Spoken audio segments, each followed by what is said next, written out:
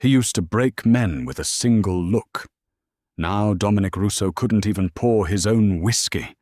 The bullet that severed his spine was supposed to end his reign, turning a feared syndicate boss into a ghost trapped in a wheelchair. His enemies were circling, his capos were whispering, and his new wife, Claire, was supposed to be nothing more than a pawn. But late one night, in the suffocating silence of his bedroom, he whispered a confession that shattered everything they knew about each other. The rubber tires of the wheelchair made a distinct synthetic hiss against the imported Italian marble. It was a quiet sound, insidious. To Claire, it had become the metronome of her new life. She sat in the leather wingback chair in the corner of the vast library, a book open on her lap, its pages unturned for the last 20 minutes. She was watching her husband. Dominic Russo was positioned by the floor-to-ceiling windows, staring out at the rain-slicked streets of the city he supposedly still owned. From the chest up, he was exactly the man her father had promised her to. Broad shoulders wrapped in a charcoal bespoke suit. A sharp, unforgiving jawline, shadowed by a dark scruff, he no longer bothered to have the barber meticulously trim. Hair the color of wet coal eyes, like chipped flint. He looked like violence. From the waist down, he was a monument to gravity. His legs, clad in trousers that had been expertly tailored to hide the gradual atrophy of the muscles, sat perfectly still on the footrests. They didn't twitch. They didn't shift to accommodate his weight. They were just there. Anchors keeping a drowning man tethered to the floor. It had been 6 months since the ambush outside a downtown steakhouse. 4 months since their wedding, a sterile, grim affair conducted in the private chapel of this very estate, with Dominic sitting rigidly in his chair at the altar, while Claire's father essentially handed over the deed to her life to settle a $2 million gambling debt. Claire had prepared herself to be the wife of a monster. She had braced for brutality, for coldness, for the terrifying reality of being married to the head of the Russo crime family. She hadn't braced for the silence. Dominic reached for a crystal decanter of bourbon resting on a side table. The table was just an inch too far. He leaned, his core muscles engaged, rigid and straining, but without the counterbalance of his lower body, the movement was precarious. His fingers brushed the heavy glass. Claire's instinct was to stand, to walk over, pour the drink, and place it in his hand. But she stayed frozen. She had learned early on that pity was the one thing Dominic Russo punished with absolute ruthlessness. To help him was to remind him that he needed help. He gritted his teeth. A vein pulsed thick at his temple. He shoved the wheel of his chair forward with a vicious, sudden jerk. The metal footrest slammed into the mahogany side table. The decanter rattled, tipping dangerously before settling back on its heavy base. Dominic grabbed the neck of the bottle, poured a suffocating amount of amber liquid into a glass, and slammed the decanter back down. He didn't look back at her. He didn't have to. Say it. His voice was a low, gravelly rasp. It sounded like stones grinding together. Claire closed her book. I didn't say anything. Your breathing changed, Dominic said, taking a slow sip of the bourbon. You hold your breath when you think I'm going to embarrass myself, Claire. You do it every time. I hold my breath because you have a temper, she replied evenly. Her voice didn't shake. That was her one point of pride in this house. She refused to tremble for him. And I prefer not to be in the crossfire when you decide to throw a $300 bottle of liquor at the wall. Dominic turned the chair. He did it with the fluid mechanical grace of a man who had spent hundreds of hours mastering the machinery he despised.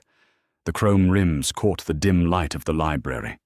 He stared at her across the expanse of the Persian rug. I don't throw things, he said quietly. Not since Tuesday, Claire corrected. A heavy silence fell between them. It wasn't the comfortable quiet of newlyweds. It was a battlefield. Every word was a landmine, every glance a calculated risk. Dominic took another drink, his eyes scanning her face, looking for the cracks. He was always looking for the cracks. He expected her to break, to cry, to beg for her freedom. He expected her to look at him the way his enemies did, like a wounded animal waiting to be put out of its misery. But Claire just looked back. She saw the dark circles under his eyes, the chronic exhaustion of a man whose body was constantly fighting nerve pain that medication couldn't entirely mask. She saw the way his left hand gripped the armrest knuckles, white, grounding himself. "The physical therapist is coming at 4, Claire said, shifting the subject. She stood up, smoothing the skirt of her dark dress. "Cancel him." "Dominic, I said cancel him, Claire. I have a sit-down with Carmine and the crew in an hour.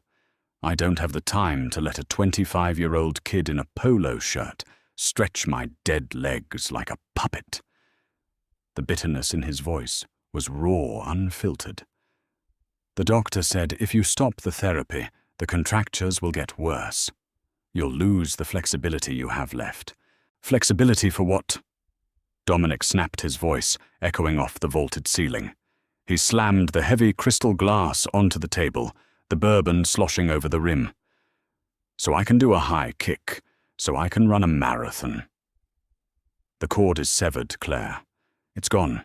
Moving my legs around so they look pretty in a suit isn't going to change the fact that I'm glued to this metal frame for the rest of my miserable life." Claire walked toward him. She didn't hurry and she didn't hesitate. She stopped 3 feet from his chair, close enough to smell the bourbon and the faint, sterile scent of antiseptic that always seemed to cling to him now.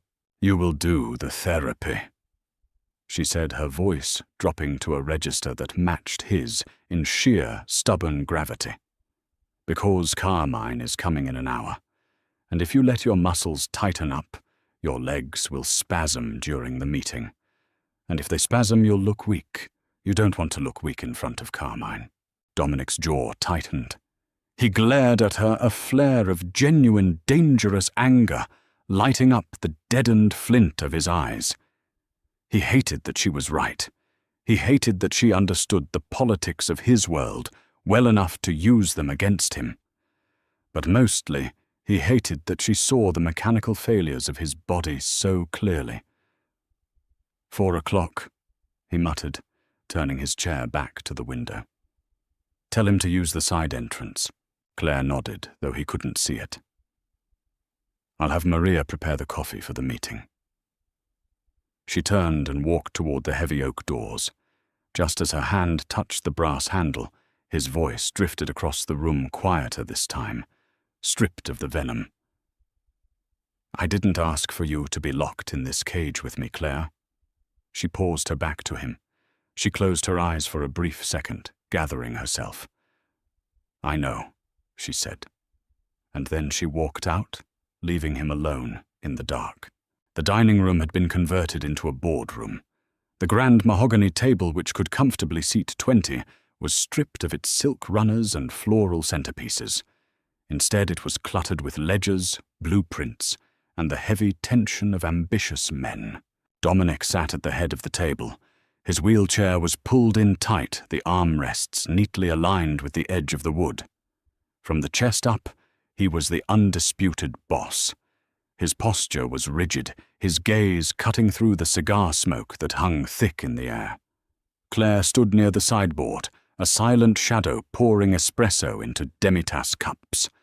She was the only woman in the room ignored by the 5 men at the table, which was exactly how she wanted it. It allowed her to watch. Carmine the underboss sat to Dominic's immediate right. Carmine was a man built like a fire hydrant with a thick neck and eyes that constantly darted around the room, assessing, calculating. He had been Dominic's father's most trusted lieutenant, and now he was supposed to be Dominic's.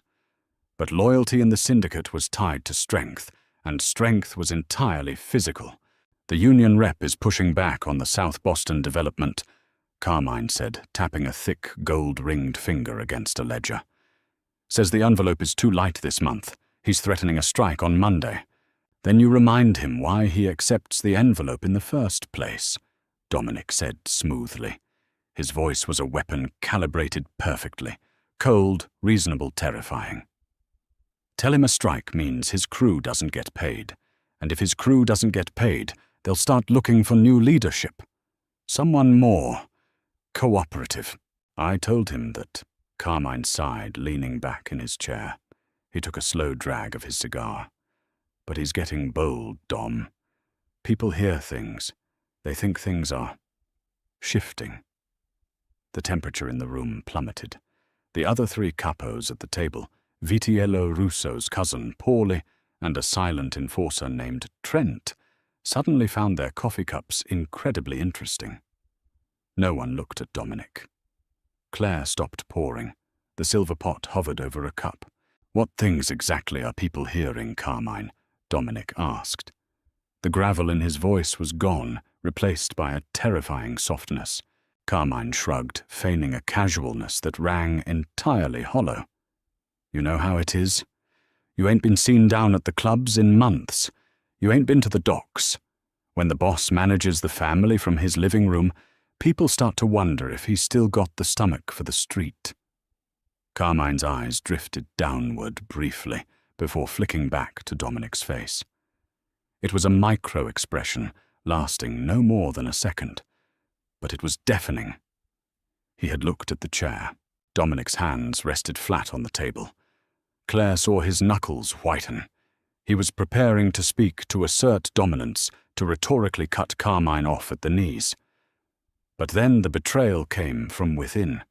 It started as a subtle tremor completely out of Dominic's control, a misfiring of damaged nerves in his spinal cord. His right leg twitched.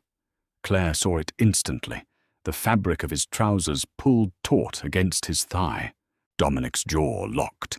He clamped his hands down harder on the table, trying to shift his weight, trying to force his torso to counteract the spasm below his waist. But the tremor escalated into a violent, rigid kick. His heavy leather-shod foot slammed upward, hitting the underside of the heavy mahogany table with a dull, hollow thud.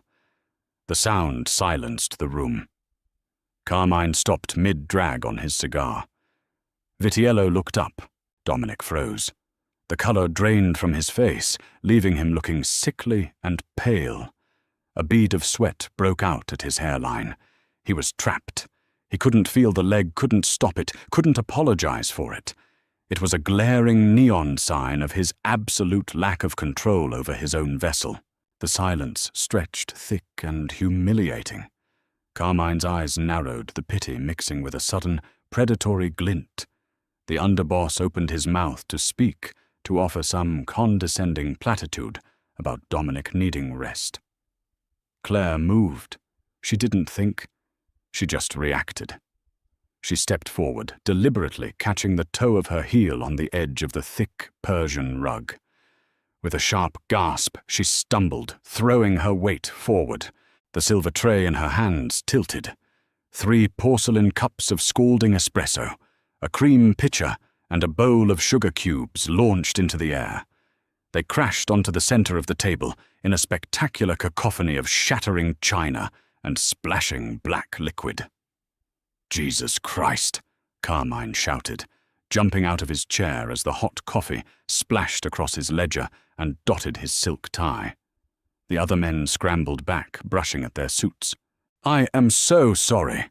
Claire gasped, her hands flying to her mouth in a perfect portrait of mortified panic. She grabbed a linen napkin and started frantically dabbing at the table, deliberately leaning directly in front of Dominic, entirely shielding his lower half from the view of the men. "My heel caught the rug. I'm so clumsy. Carmine, your tie, I am so sorry." "Forget the tie, just get some towels," Carmine grumbled, looking annoyed, but successfully distracted. Under the cover of the chaos shielded by Claire's body, Dominic reached down. His hands clamped onto his right thigh, locking the spasming leg in place, forcing it back down to the footrest with brutal force. He held it there until the muscle finally surrendered and went limp. He looked up at Claire. She was still apologizing to Paulie, furiously wiping up spilled sugar. She didn't look at Dominic. She didn't seek a silent, "Thank you. All right, enough." Dominic barked, his voice loud, breaking through the commotion. The capos stopped complaining and looked back at him. Dominic's hands were back on the table steady. His face was a mask of cold annoyance. "Claire, leave it. Get Maria to clean this up," Dominic ordered. He didn't sound grateful. He sounded like a boss dismissing a clumsy servant. "Yes, Dominic," she murmured, bowing her head submissively before backing away and leaving the room. As the heavy dining room doors clicked shut behind her, Claire leaned back against the cool hallway wall and let out a shaky breath. Her heart was hammering against her ribs. She had saved his pride, but she knew Dominic Russo well enough by now to know one undeniable truth. He was going to make her pay for witnessing his weakness. Midnight in the Russo estate was a heavy, suffocating thing. The guards patrolled the perimeter, leaving the interior of the house feeling like a hermetically sealed vault. Claire sat at the mahogany vanity in her silk nightgown, pulling a brush through her hair. The bedroom they shared was massive, an expanse of dark wood, heavy velvet drapes, and a king-sized bed that felt more like a raft lost at sea. Dominic was already in bed. The night nurse, a discreet man named Thomas, had finished the evening routine. An hour ago, the transfer from the chair, the catheter care, the positioning of pillows to prevent pressure sores. Things a wife would normally do things, Dominic vehemently forbade Claire from ever witnessing or assisting with. He was propped up against the headboard, a file folder resting on his chest, but his eyes were fixed entirely on Claire's reflection in the vanity mirror. He was angry. He had been radiating a quiet, toxic hostility since the meeting ended. "You think you're clever." Dominic finally spoke. His voice cut through the quiet room like a serrated knife. Claire didn't stop brushing her hair. "I don't know what you mean. The rug. The tray." He sneered. He tossed the file onto the mattress. "You think you played Carmine. You think you played all of them. What you expect a Medal A thank you card." Claire set the brush down with a quiet click. She turned around on the padded stool to face him. "I expect you to stop looking for a fight where there isn't one." I tripped. "Bullshit." Dominic's hands fisted in the heavy duvet. His chest heaved. "You saw me lose control. You saw that twitch, and you threw yourself at the table like a goddamn martyr to protect my fragile ego, to hide the cripple from the wolves. I was protecting the family's interests," Claire said, keeping her voice even. She knew better than to raise it. When he got like this, he was looking for a screaming match. He was looking to exert control over something, someone, since he couldn't control himself.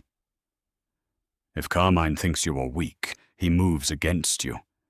If he moves against you, there's a war. I live in this house too, Dominic. I'd prefer it not be shot up. Oh, you're a strategist now. He laughed, a harsh, ugly sound. My little bride playing mob boss from the sidelines. Let me tell you something, Claire. Carmine didn't buy the clumsy act. He knows. They all know.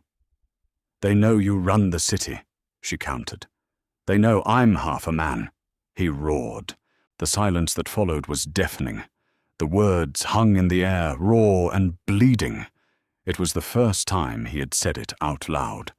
The first time he had vocalized the rot that was eating him alive from the inside out. Dominic's head fell back against the headboard. The fight seemed to instantly drain out of him, leaving behind something far more terrifying, absolute defeat. He closed his eyes. The shadows in the room made the hollows of his cheeks look like skulls.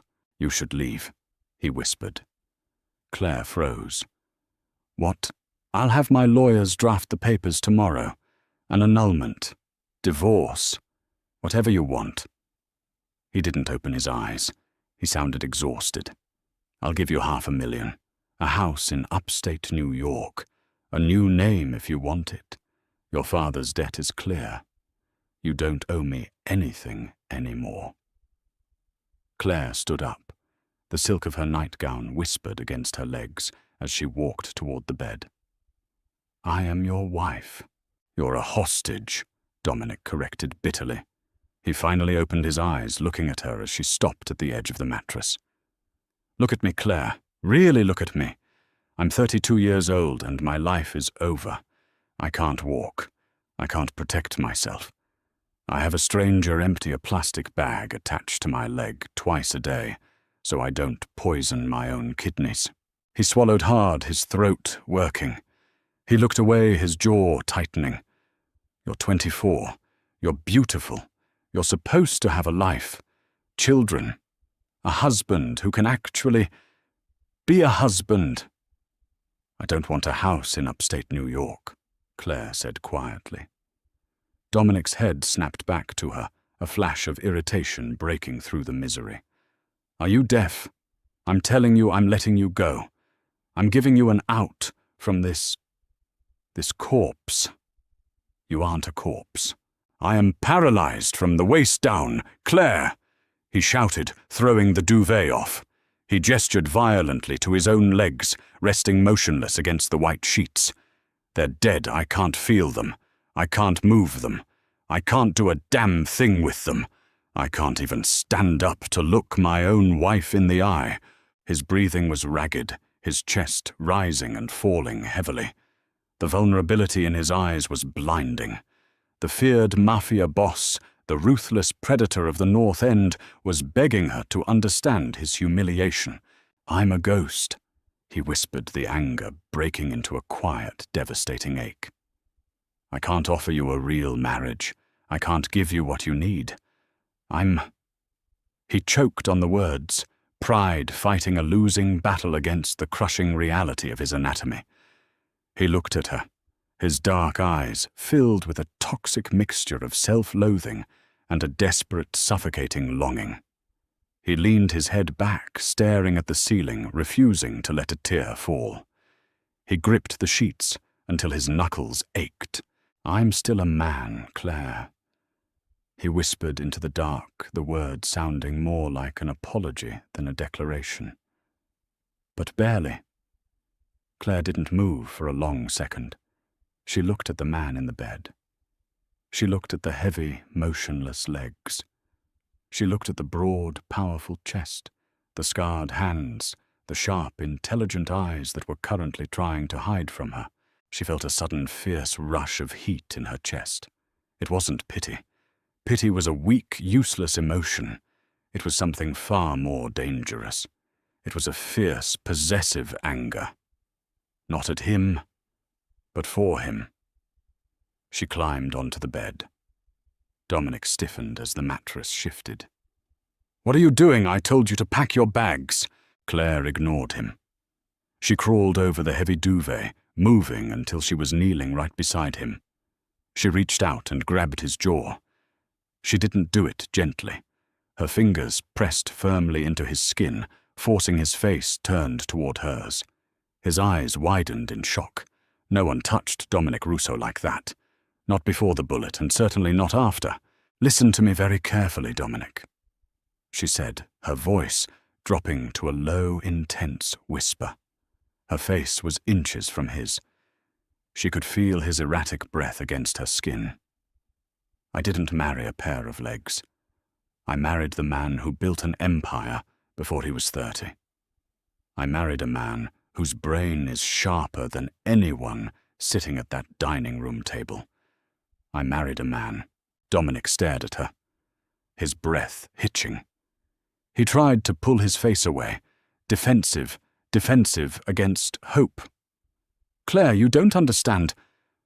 No, you don't understand. She interrupted, her grip on his jaw, tightening just a fraction, keeping him anchored to her eyes. Carmine wants your chair. He can try to take it. But he'll have to go through me first. You think you're broken because you can't walk, fine.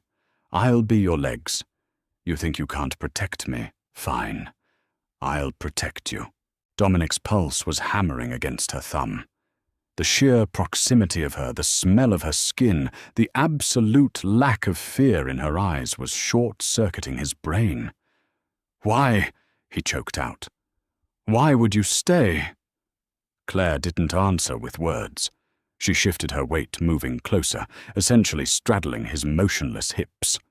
Dominic sucked in a sharp breath, his hands instinctively coming up to grab her waist, his powerful upper body acting on pure reflex.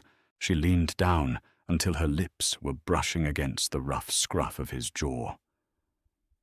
"Because pity is for the weak," she whispered against his skin, her breath sending a shiver down his spine. "And you, Dominic Russo, are the most dangerous man I've ever met." She turned her head and captured his lips. Claire and Dominic shared an intense emotional kiss that released 4 months of bottled-up tension. At first, Dominic froze, overwhelmed by the moment, but he quickly responded with equal desperation. Their kiss became a powerful expression of their fear, frustration, longing, and the undeniable realization that they were both still alive and deeply connected. When they finally broke apart, both of them were gasping for air. Dominic stared up at her, his chest heaving, his dark eyes wide, and completely blown out with shock and a sudden terrifying glimmer of hope. Claire looked down at him, her lips swollen, her eyes burning with a fierce, unyielding loyalty. "You are my husband." She breathed, her hands resting flat against his chest, feeling the powerful, steady thud of his heart. "And you are going to rule this city. From that chair or this bed. Do you understand me?" Dominic looked at the woman sitting on top of him. The pawn had just flipped the entire board. A slow, genuine smile, the first one she had ever seen, broke through the dark shadows of his face. It was a predator's smile. "I understand," he murmured, his hands sliding up to cup her face, pulling her back down into the dark. Morning sunlight sliced through the heavy velvet drapes of the library, illuminating the dust motes, dancing in the sterile air. The room smelled of old paper leather and the sharp medicinal tang of rubbing alcohol. Dominic was on the mat. His physical therapist, a broad-shouldered kid named Brian, had his hands firmly planted on Dominic's right calf and heel. Brian pushed, forcing the dead limb upward toward Dominic's chest to stretch the hip flexor. Dominic's jaw was locked so tight the muscles leapt beneath his skin. He was propped up on his elbows, sweat soaking through the thin cotton of his grey t-shirt. It was a humiliating posture. It was an excruciating process. Every stretch pulled at nerves that misfired, sending phantom electric shocks up his spine. Normally, this was the part where Dominic threw a towel at the wall, cursed Brian out of the room, and demanded his bourbon. Today, he just closed his eyes and breathed through his teeth. "Hold it," Brian muttered, bearing down on the leg. 10 seconds, boss. You're tighter than usual." Dominic didn't answer. He focused on the ceiling molding. He focused on the fact that he needed his body pliable. He needed to be able to sit in his chair for 8 hours without his hamstrings cramping into a violent spasm. He needed to function. Across the room, behind the massive oak desk that Dominic's father had imported from Sicily, sat Claire. She wore a simple tailored navy blouse. Her hair was pulled back into a severe clip. The mahogany surface in front of her was buried under the leather-bound ledgers Carmine had brought the day before. She wasn't reading a novel anymore. She was reading the lifeblood of the Russo Syndicate. 2 more seconds, Brian said, easing the leg back down to the mat with a heavy thud. "All right, let's do the left. Then we work on the transfer board." Dominic grunted an acknowledgement. He wiped the sweat from his forehead with the back of his hand and turned his head to look at his wife. Claire had a silver fountain pen caught between her teeth. Her brow was furrowed, her finger tracing a line down a column of handwritten numbers. She flipped a page back, then forward, then back again. "He's padding the construction numbers," she said, not looking up. The quiet scratch of her pen on a notepad was the only sound in the room, besides Dominic's heavy breathing. "The union payouts?" Dominic asked, his voice strained as Brian wrenched his left leg up. "Yes." Claire finally looked up, tapping the ledger. "Sullivan's union envelope is supposed to be $50,000 a month. Carmine has $75,000 logged here for the last 3 months under the South Boston project. Either Sullivan suddenly got very expensive, or your underboss is skimming $25,000 off the top and blaming the unions." Dominic felt a cold, familiar calm settle over his chest. The pain in his spine retreated, replaced by the sharp, analytical focus that had made him a boss at 28. "Carmine thinks I'm too doped up on painkillers to read the books," Dominic said softly. "He thinks you're too busy staring out the window," Claire corrected, brutally honest. She closed the ledger. "If he's skimming, he's building a war chest. You don't steal from the family unless you're planning to leave it or take it over." "He's planning to take it over." Dominic pushed himself up into a sitting position as Brian backed away. "He's been planting seeds for months, whispering to the capos that I'm unfit. The stunt at the table yesterday. He was hoping for a show, and he almost got one," Claire said evenly. Dominic looked at her. Really looked at her. There was no pity in her eyes, no lingering trace of the frightened girl who had stood at the altar 4 months ago. The kiss last night hadn't been a magic cure. It hadn't fixed his spinal cord, but it had cauterized the bleeding in his head. She had demanded he be a man, and he was realizing that manhood had absolutely nothing to do with the dead weight of his legs. "Help me up," Dominic said to Brian. The therapist moved in with the polished wooden transfer board, sliding it under Dominic's hip. With a practiced fluid motion that still required immense upper body strength, Dominic braced his arms, lifted his torso, and slid across the board into the waiting wheelchair. He adjusted his legs onto the footrests himself, his hands moving with mechanical efficiency. He wheeled himself around the desk, stopping right beside Claire's chair. He reached out and picked up the ledger. "Call Sullivan," Dominic ordered, his eyes scanning the numbers. "The union rep?" Claire asked. "Carmine usually handles him." "Carmine is done handling things. Have Sullivan brought here. Tonight at 8. Dominic tossed the ledger back onto the desk. "He likes his whiskey neat and he's afraid of dogs. Have Thomas bring the cane Corso up from the kennels and put him in the hall." Claire's lips twitched into a microscopic smirk.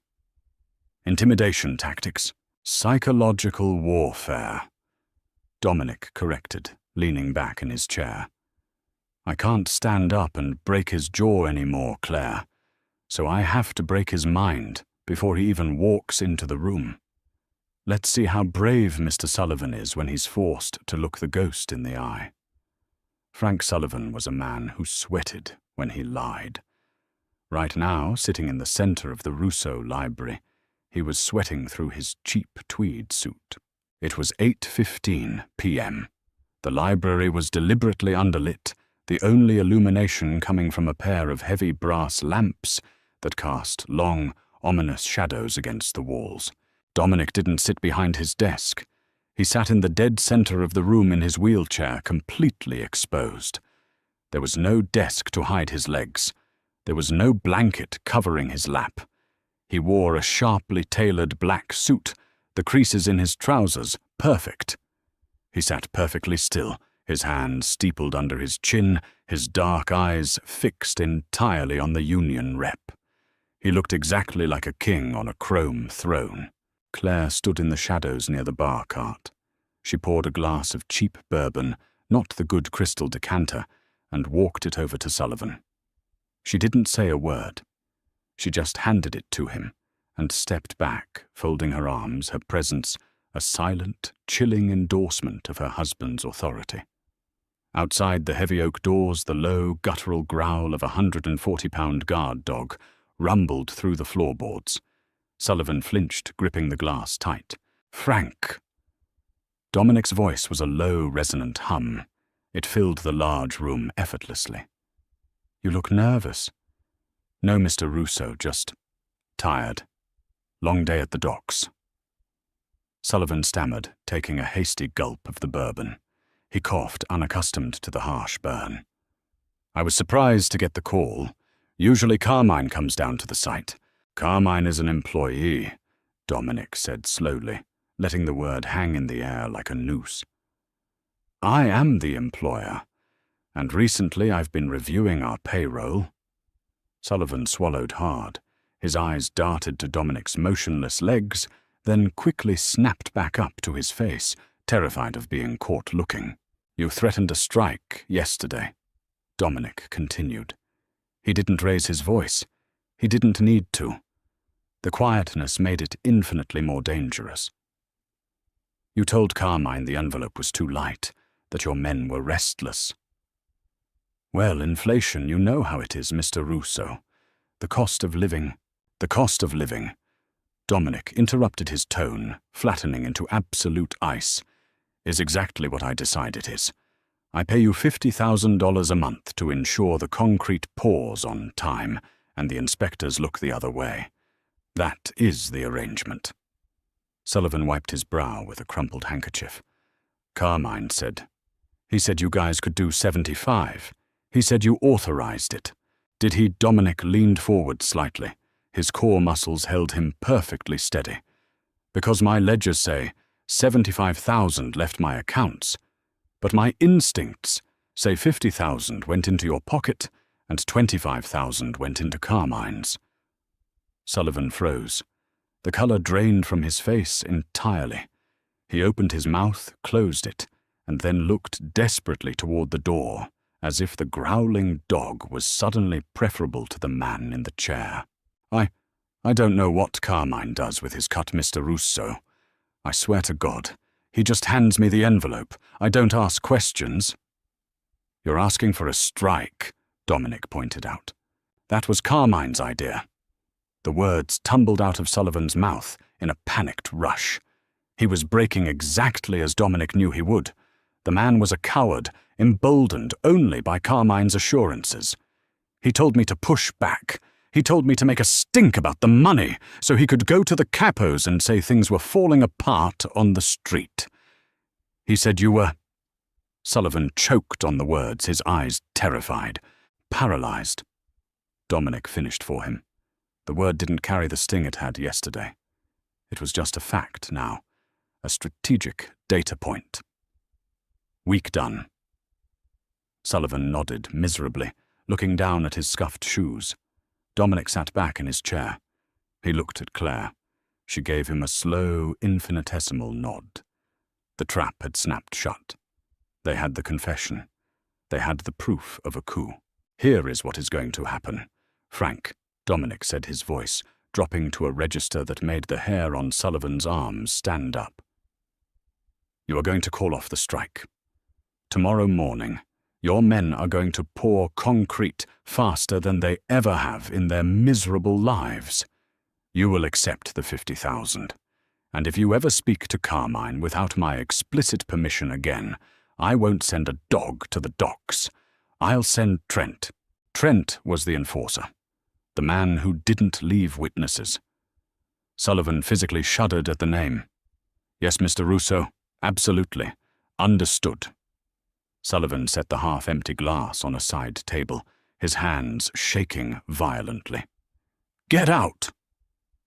Sullivan didn't need to be told twice. He practically scrambled for the door, slipping out into the hallway, leaving the heavy scent of fear behind him. The library fell silent again. Dominic stared at the closed door for a long moment. He could feel the familiar burn of nerve pain creeping up his lower back, the physical toll of sitting rigid and projecting absolute dominance for 20 minutes.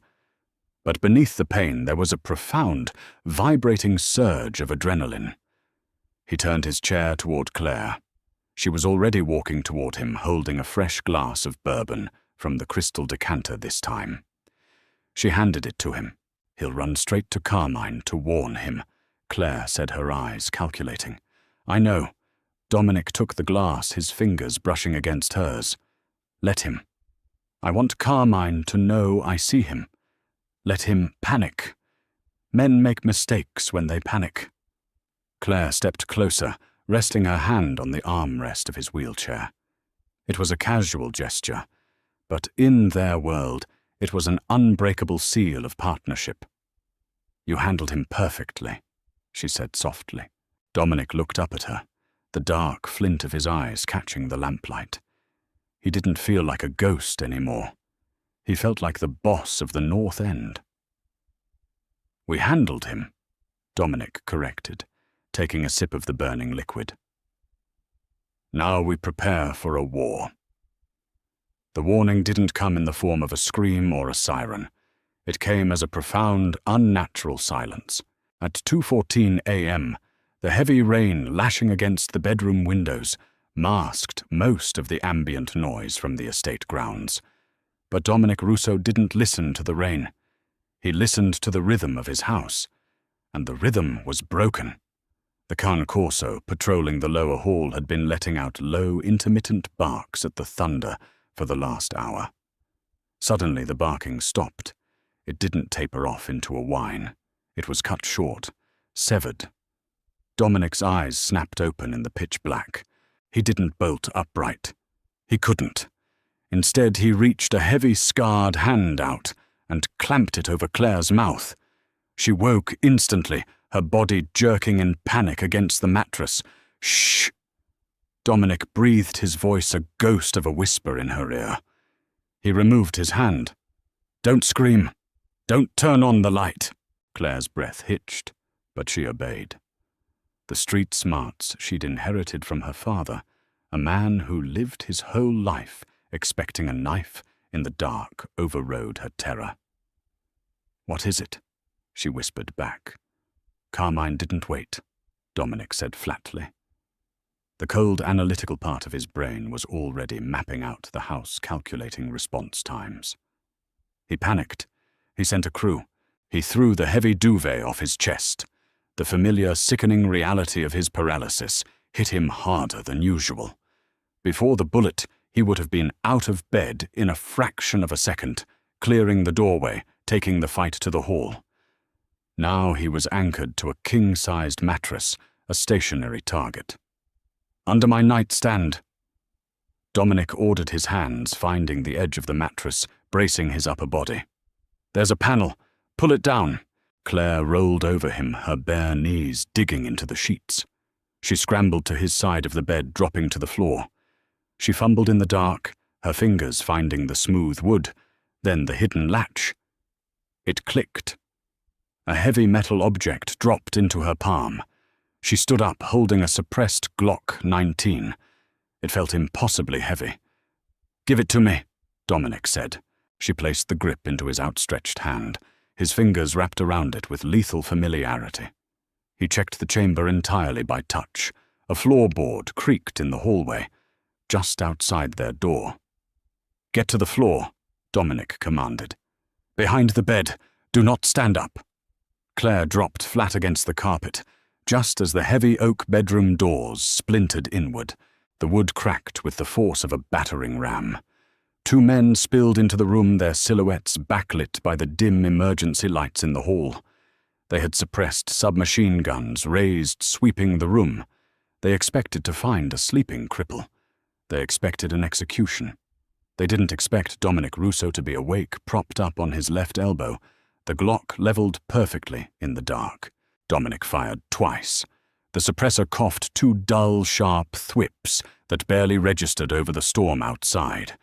The first man folded instantly, a bullet catching him square in the throat. He hit the floor with a wet, heavy thud, his weapon clattering across the hardwood.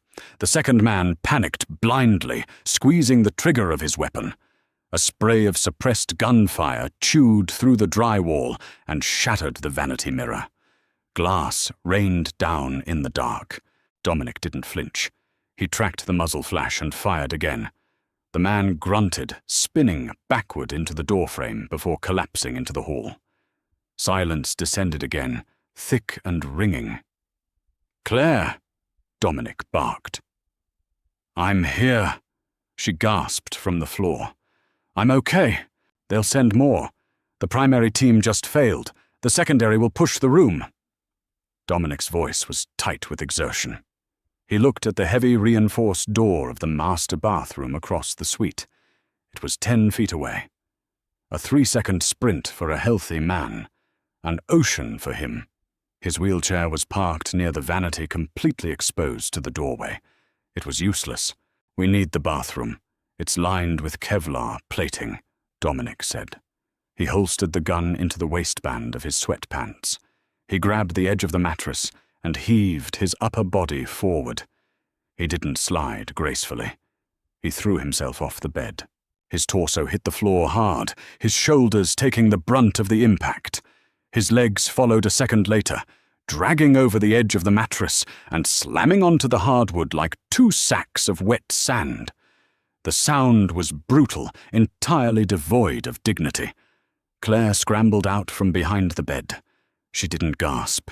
She didn't ask if he was hurt. There was no time for the luxury of pity. She grabbed him by the back of his shirt, digging her hands under his armpits. "I've got you," she gritted out. "Pull!"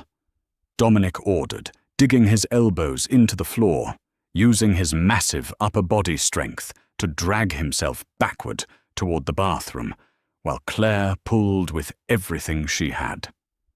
Her bare feet slipped on the wood. Her muscles burned. He was 200 pounds of dead weight from the waist down. They moved in agonizing inches, a desperate, frantic scramble across the floorboards. Another set of heavy footsteps pounded up the main staircase. "Faster!" Dominic hissed. They breached the bathroom threshold just as a third shadow appeared in the bedroom doorway. Dominic twisted his torso, drawing the Glock in one fluid motion, and fired blindly toward the movement. Claire slammed the heavy reinforced door shut and threw the steel deadbolt. A second later, a hail of bullets slammed into the outside of the door, the Kevlar core absorbing the impacts with dull, heavy thuds. Inside the pitch-black bathroom, Claire collapsed against the door, sliding down until she hit the cold tile floor. Her chest heaved, pulling in frantic, ragged breaths. Beside her in the dark, Dominic lay on his back. His gun was still aimed at the door, his breathing steady, controlled. They were trapped, but they were alive. For 20 agonizing minutes, the estate was a war zone. Through the thick reinforced door, they heard the muffled chaos of a hostile takeover, crashing headfirst into the Russo family's loyalist guards. Shouts, the chatter of automatic fire, the heavy concussive boom of a shotgun. Dominic hadn't moved from the floor. He sat propped against the edge of the marble-soaking tub, his legs sprawled awkwardly in front of him. He held the Glock perfectly steady, his eyes locked on the steel deadbolt. Claire sat beside him, her knees pulled to her chest. She was shaking a fine, uncontrollable tremor, born of receding adrenaline. Then the gunfire stopped. The silence that followed was worse than the noise. It was a coin toss. Either Carmine's men were taking the house, or Trent and the Loyalists had held the line. Footsteps approached the master suite. Slow, methodical. Dominic's thumb clicked the safety off his weapon. The metallic snap echoed sharply in the cavernous bathroom. A heavy fist pounded on the door. 2 knocks. Pause. 1 knock. It was the syndicate code. "Boss!" A rough, gravelly voice called out through the wood. It was Trent. "House is clear. We have casualties, but the perimeter is secured. The rats are dead." Dominic let out a long, slow breath. He lowered the gun, resting it on the tiles. "Wait in the hall, Trent. Secure the floor." "Yes, sir." The immediate threat was gone. The adrenaline began to bleed out of the room, leaving behind the cold, harsh reality of the aftermath. The bathroom was freezing. The marble tiles bit into Claire's bare legs. She finally turned to look at her husband. The emergency lights kicked on, bathing the bathroom in a low amber glow. Dominic looked exhausted.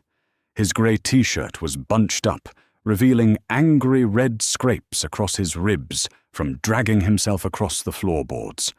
His dark hair was plastered to his forehead with sweat. He was staring at his legs. It wasn't a look of anger this time. It was a look of profound, quiet defeat. He had survived, but he had done it crawling on his belly like a wounded animal. The indignity of the escape was eating him alive. Claire pushed herself off the door. She crawled across the tiles until she was sitting directly in front of him. She reached out and gently straightened his right leg, moving it from its twisted, unnatural angle until it rested straight on the floor. She did the same with the left. She arranged him with a quiet, careful dignity. Dominic watched her, his jaw tight. "I couldn't protect you." He rasped the words, tasting like ash in his mouth. "If they had breached that door, I couldn't have gotten you out. You shot 2 men in the dark," Claire said, her voice steady, stripping the emotion from the facts. "You got us in here. You saved my life, Dominic.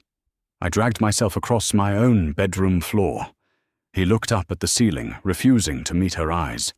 His voice cracked, stripped of all its hardened armor. "I am a liability. Carmine was right. A boss who can't stand his ground is dead weight." Claire felt a sudden sharp sting in her palm. She looked down. During the scramble to open the hidden compartment, she had cut her hand on a piece of shattered glass from the vanity. Blood was welling up thick and dark, smearing across her palm.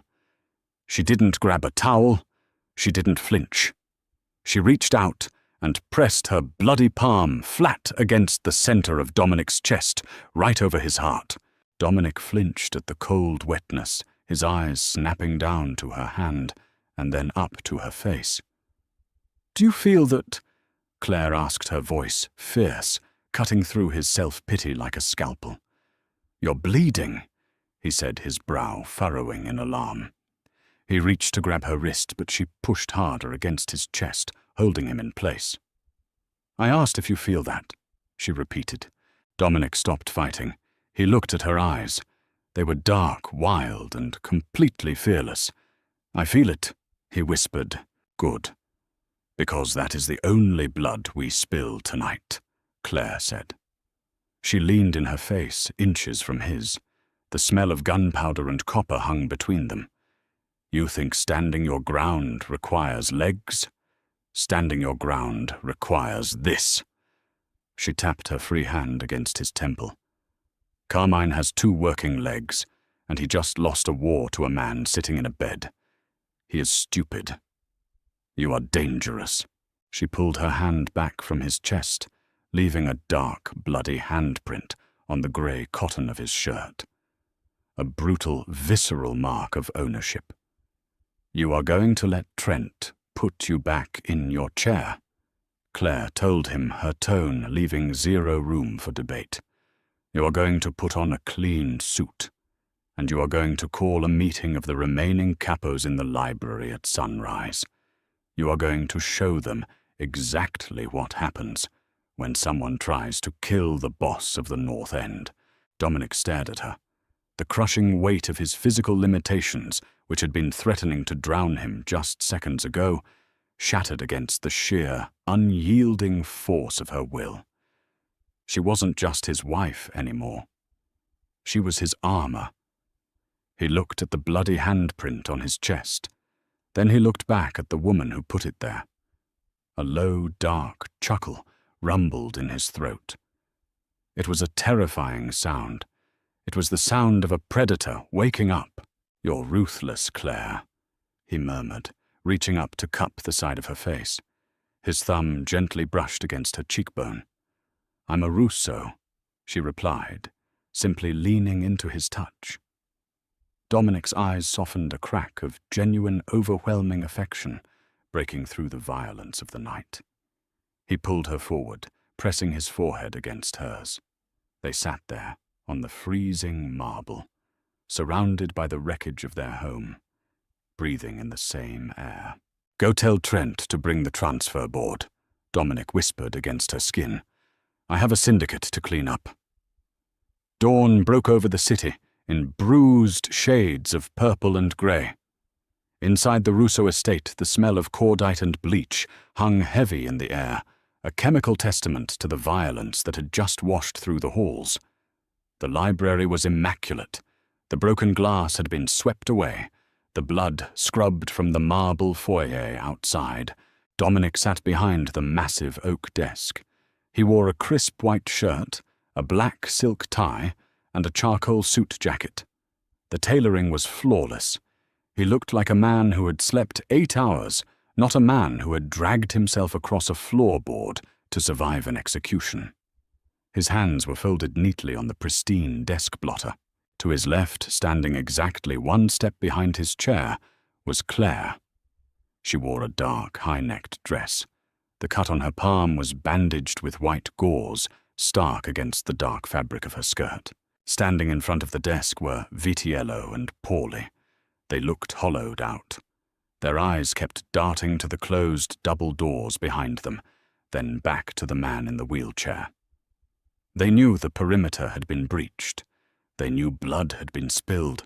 What they didn't know was how the man sitting in front of them, who couldn't feel his own toes, was the one who had orchestrated the cleanup. The heavy doors groaned open. Trent walked in his suit jacket off his white shirt, stained with rust-colored smears. He was dragging a man by the collar. He threw Carmine onto the Persian rug. The underboss hit the floor hard. He didn't look like a usurper anymore. His lip was split, his left eye was swelling shut, and his breath rattled in his chest. He looked up, coughing, and his eyes met Dominic's. Dominic didn't say a word. He just stared. The silence stretched for 10 excruciating seconds. Paulie shifted his weight, his dress shoes squeaking faintly on the wood. Vitiello swallowed audibly. "You look tired, Carmine," Dominic finally said. His voice was a calm, flat expanse of ice. Carmine pushed himself up onto his knees. He spat a wad of blood onto the rug. "You got lucky, Dom. Your loyalists, they fought like dogs." "I didn't need the loyalists for the 2 men you sent to my bedroom," Dominic replied evenly. He reached into his jacket pocket, pulled out the heavy black Glock 19, and placed it onto the desk with a heavy clack. "I handled them myself." Carmine's good eye widened. He looked at the gun, then up at Dominic, the realization sinking in like a stone in deep water. He had underestimated the ghost. "You thought the chair made me deaf," Dominic said, leaning forward. His broad shoulders blocked the morning light from the window, casting a long shadow over the kneeling man. "You thought it made me blind. You thought because I couldn't walk down to the docks I couldn't see you bleeding the unions. You thought because my legs are dead, my mind was too. Dom, listen. I listened to you for 4 months."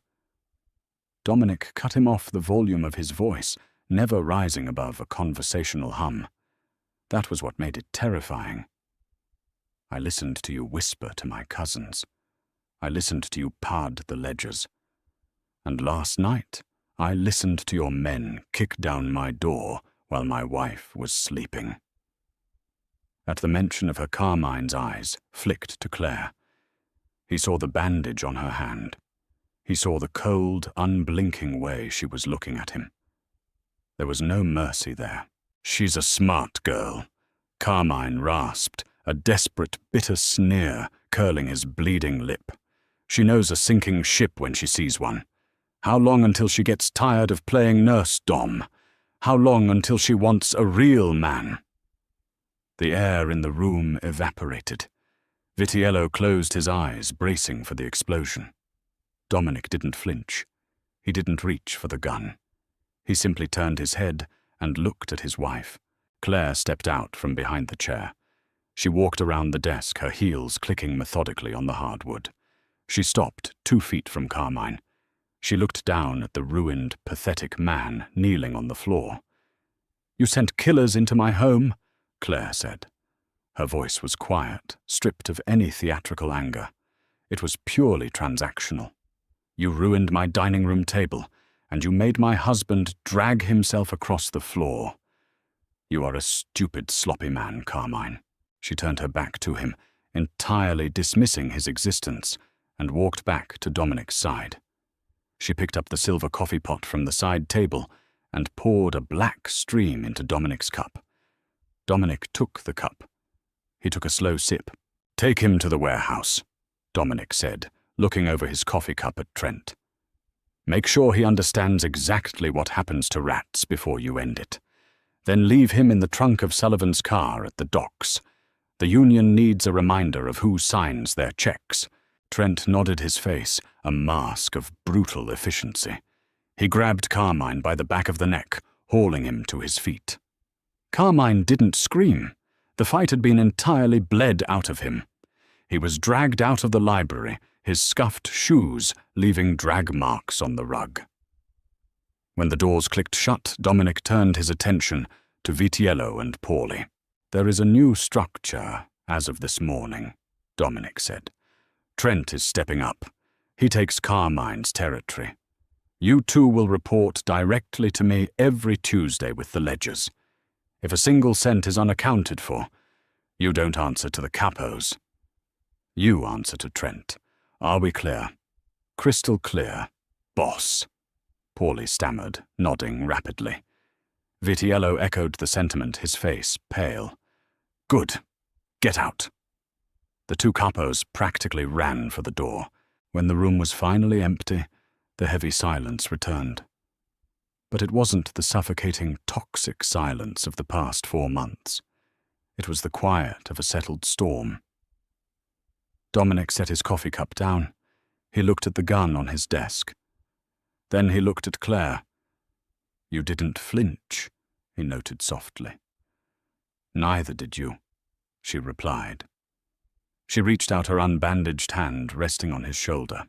Dominic reached up, covering her hand with his own. He rubbed his thumb over her knuckles. He was the undisputed king of the city again, and he knew exactly who had handed him back his crown. Winter arrived in the city with a bitter, unforgiving chill. Snow piled up against the wrought-iron gates of the Russo estate, blanketing the grounds in pristine white. Inside the master suite, the fireplace was roaring, casting a warm, flickering orange glow across the dark wood and heavy velvet. It was late. The house was quiet. Dominic was sitting on the edge of the mattress. The wheelchair was parked securely next to the nightstand. There was no physical therapist in the room. There was no night nurse hovering in the hallway. He had fired Thomas 3 weeks ago. He gripped the wooden transfer board with his left hand, his right hand planted firmly on the mattress. His biceps bunched thick and corded with new muscle. He had spent the last 3 months attacking his upper body in the estate's gym with a brutal, relentless discipline. If he was going to be confined to the chair, he was going to turn his torso into a weapon. With a smooth, powerful grunt of exertion, he lifted his weight, swinging his hips across the board and settling back against the pillows. He reached down, grabbing his heavy, motionless legs one by one, and pulled them up onto the mattress, straightening them out. He didn't hate the process anymore. It was just mechanics. The bathroom door clicked open. Claire walked out, the steam trailing behind her. She wore a simple, white silk robe, her damp hair falling around her shoulders. She walked over to the bed, dropping the robe, and slid under the heavy down comforter next to him. The cold radiating off her skin was a sharp, pleasant contrast to the heat of the fire. Dominic turned his head, watching her settle in. The fierce, untouchable mob wife, who terrified capos in the library, softened instantly in the dark of their room. He reached out, tracing the line of her jaw with 2 fingers. You're freezing, he murmured, his voice a low gravel. Warm me up, then, she challenged softly, her eyes holding his. Dominic didn't hesitate. He shifted his weight, pulling her firmly against his side. His arm wrapped around her waist, anchoring her to his chest. He couldn't feel her legs tangling with his beneath the sheets, but he could feel the steady, rhythmic beat of her heart against his ribs. He could feel the soft breath escaping her lips as she buried her face in the crook of his neck. Trent handled the docks today, Dominic said, quietly staring at the ceiling. Sullivan is falling in line. The revenue is up 12%. I know, Claire said, her fingers lightly tracing patterns on his chest. I checked the ledgers before dinner. He let out a short, genuine laugh. You're going to put my accountants out of business. Someone has to make sure you aren't getting robbed while you're busy glaring at people, she teased. The humor faded, leaving a comfortable, intimate quiet. Dominic tightened his grip on her slightly. He thought about the night Carmine's men had breached the house. He thought about the blood on his chest, the raw, terrifying vulnerability of crawling on the floor, and the absolute lack of fear in his wife's eyes. I thought about letting him go, you know, Dominic confessed into the dark. Claire stopped tracing. Carmine. No. He swallowed hard.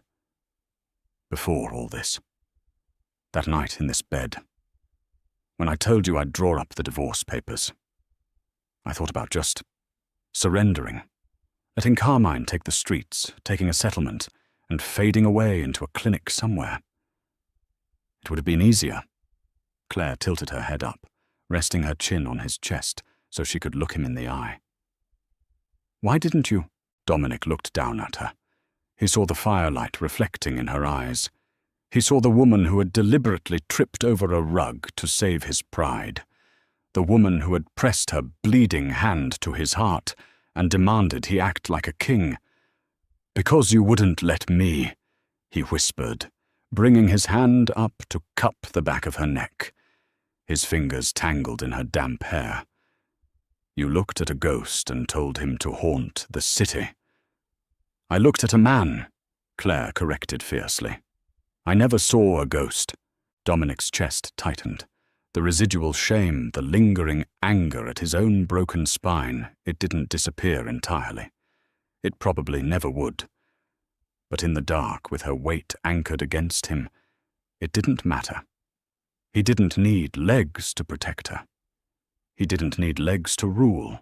He leaned down, capturing her lips in a slow, deep kiss. It was possessive, heavily laden with gratitude and a dark, burning devotion. Claire kissed him back with equal fervor, her hands sliding up into his hair, pulling him closer. When he finally pulled back to breathe, resting his forehead against hers, he felt entirely whole. I'm still a man, Claire. He murmured the words, no longer a desperate plea, but an undeniable fact. I know, she whispered against his lips, her grip on him tightening. You're exactly the man I need. When the world tries to break you down to your physical limitations, true power is found in the mind, the will, and the unyielding loyalty of the person standing beside you. Dominic Russo lost his legs, but through Claire's absolute refusal to let him surrender, he found his empire. Their story proves that strength isn't about how you stand, but how you fight when you're forced to the floor. If this gritty, deeply human tale of survival and dark romance kept you hooked, don't leave just yet. Hit that like button. Share this video with someone who loves a story of resilience, and make sure to subscribe to the channel for more intense, dramatic storytelling. Leave a comment below what was your favorite moment of Claire's absolute ruthlessness. See you in the next one.